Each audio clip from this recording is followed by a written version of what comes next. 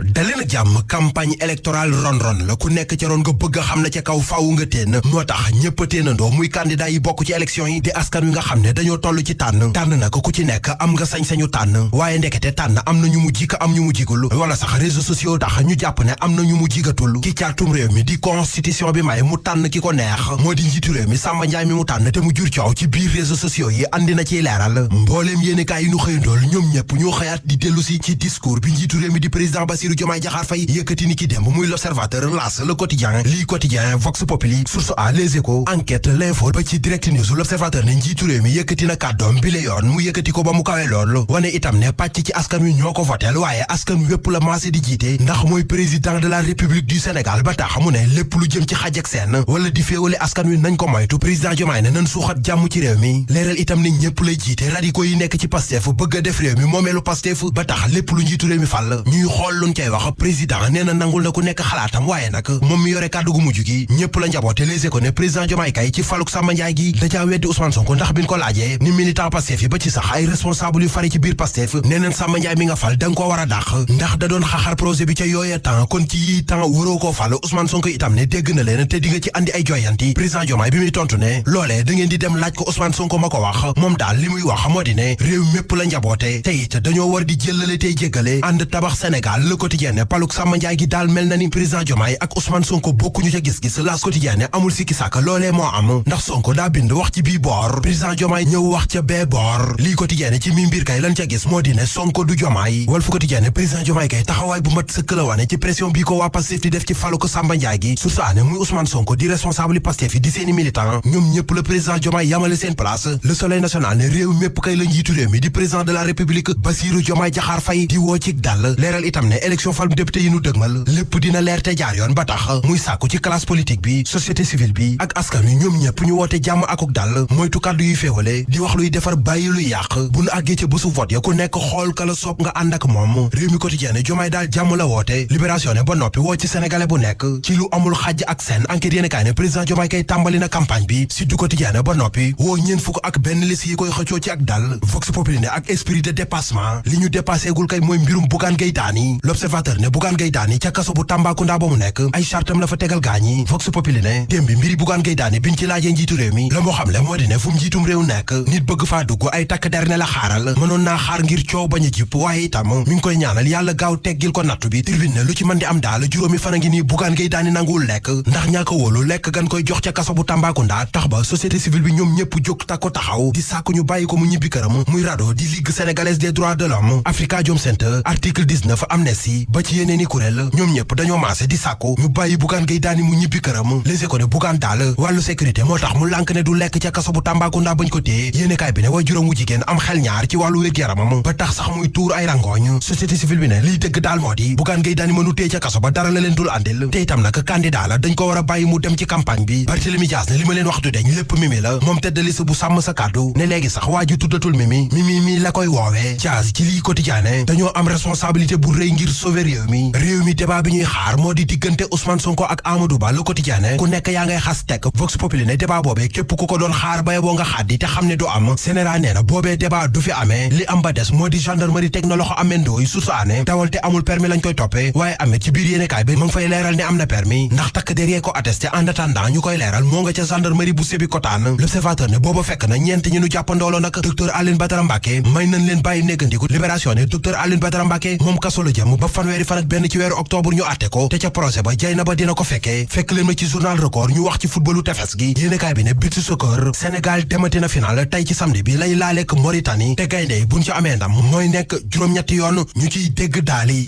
café Amar Dan Manko moo mel noonu fépp la mënee mën ngeen ko fekk Kër Massar Jaxaay 2 rond-point marché mardi bu ngeen demee da ngeen fa fekk gérante bu am jom ba pare service lool di Ndey Fatou Amar dina leen teeru teral leen jaay leen café gu mucc si ayib gu ngeen mës a gis wala ngeen war a gaaw ci numéro yi ngir ngeen def seen ay commande ci ni mu gën a gaawee 77 369 94 37 wala 78 552 30 20 café Amar Dan Manko moo ma doy ci café ndax li ma soxla moo ma koy jox